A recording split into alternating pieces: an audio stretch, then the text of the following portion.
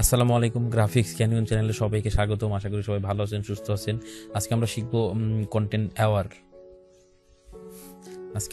Content aware কীভাবে বা কোথায় বা কি কি কাজে লাগে, বা আপনি কখনোই সেটা অ্যাপ্লাই করবেন, সেই অবজেক্টটা, সেই টুলটা বা সেই অপশনটা আপনি কখন অ্যাপ্লাই করবেন বা কোন কাজে অ্যাপ্লাই করবেন। এখন দেখেন, আমি এই জন্য একটা ইমেজ নিয়েছি। তো ইমেজের আমার এইখানে অনেকগুলো টেক্সট রয়েছে। তো এই টেক্সটগুলো আমি কি করব, পরিষ্কার করব বা মুছে ফেলবো। মুছে ফেলে আমার টেক্সট দিব। তো এই জন্য আমাকে যেটা করতে হবে, প্রথমে আমাকে এই লেয়ারটাকে কপি করতে হবে। কপি করার জন্য আমরা জানি যে Ctrl J for copy, then Ctrl J press, then copy হয়ে গেল। কপি হয়ে যাওয়ার পরে এখন আমাদের যেটা করতে হবে, আমাদের যেতে হবে হচ্ছে এখান থেকে যাব রেক্টেঙ্গেল মার্কি টুল। রেক্টেঙ্গেল মার্কি টুল যাওয়ার পরে দেখেন, এই যে এইখান থেকে আমি এটাকে করব, একটু জুম আউট করে নিই। তো এটাকে সিলেকশন করলাম। করার পরে এইখান থেকে আপনি শিফট F5 প্রেস করতে পারেন, অথবা এডিট অপশন, এডিটে যাওয়ার পরে দেখেন ফিল,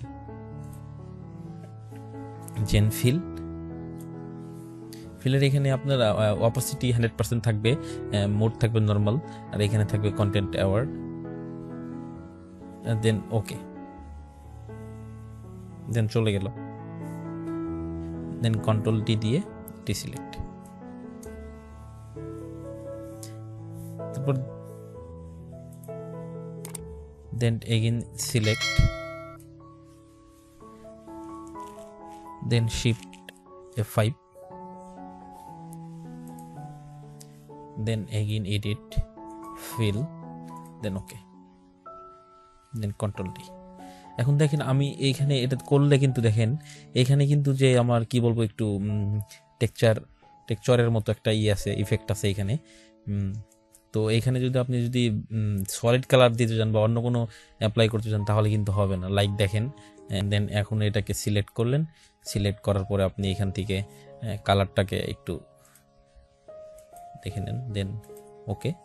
এখন এটাকে দেখেন, এইখানে যে ঘটনাটা ঘটছে, যে এখানে কিন্তু আমার এই ব্যাকগ্রাউন্ডের সাথে কিন্তু আমার এটা মেলে নাই, কারণ এটা এখানে একটা টেক্সচারের মতো একটা ইফেক্ট আছে এখানে। তো এটাকে করার জন্য দেখেন, তো আপনি চাইলে এখানে অন্যভাবে একটা করতে পারেন। আপনি এইভাবে দেখেন করলে কি হয়। সেটা হচ্ছে যে ব্রাশ টুলে যাবেন। ব্রাশ টুলে যাওয়ার পরে এখানে আপনার এগুলো একটু বাড়ায় দিই, অপোসিটি এবং ফ্লো বাড়ায় দিই। বাড়ায় দেওয়ার পরে দেখুন, এখানে অল্টার প্রেস করে এখান থেকে কালার স্যাম্পল নিয়ে করবেন, তাহলে দেখেন কি সেম মিলবে না। তো এই জন্য আমাকে যেটা করতে হবে, এখানে দেখেন, এই জন্যই আপনি এখানে কন্টেন্ট অ্যাওয়ার এটা ব্যবহার করবেন। দেন দেখেন এইখানে এটাকে রিমুভ করে দেই, then edit, then fill, then okay.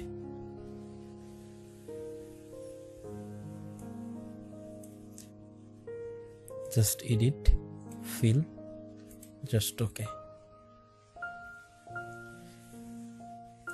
Then এটাকে আপনি করে দেন সেম পদ্ধতিতে এডিট। দেখেন এখানে যখন ফিলে চলে যাচ্ছে, তখন কিন্তু এখানে পাশে কিন্তু শিফট F5, আপনি শিফট F5 করলে কিন্তু মানে নর্মালি চলে আসতেছে।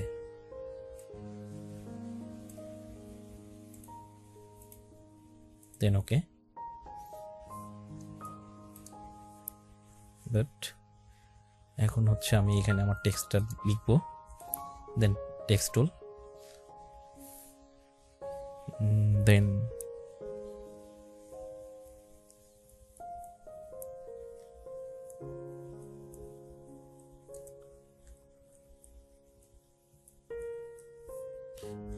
কালারটা দিব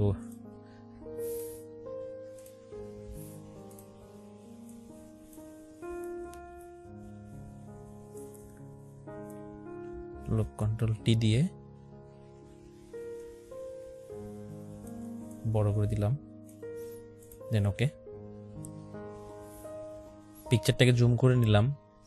জুম করে নেওয়ার পরে রাইট বাটন ক্লিক, দেন ব্লেন্ডিং অপশন আসার পরে দেখেন এখানে একটা চলে আসছে, চার্ট চলে আসছে।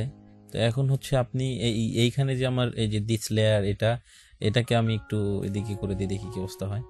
দেন এটা কি মিশে যাচ্ছে, দেন এটাকে একটু এদিকে করে দেই, দেন এটা গুড।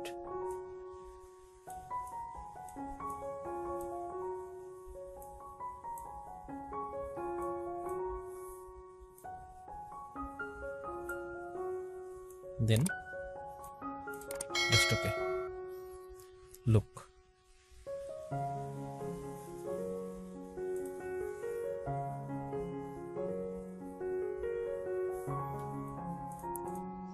তো আশা করি কন্টেন্ট অ্যাওয়ারের কাজটা বুঝতে পারছেন, যে আপনি কিভাবে কাজটা করবেন বা কোথায় কিভাবে কখন কাজটা করবেন বুঝতে পেরেছেন আপনি।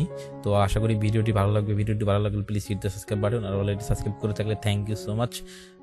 ভালো থাকবেন, সুস্থ থাকবেন, দেখা হবে পরবর্তী কোনো টিউটোরিয়ালে। খোদা হাফেজ।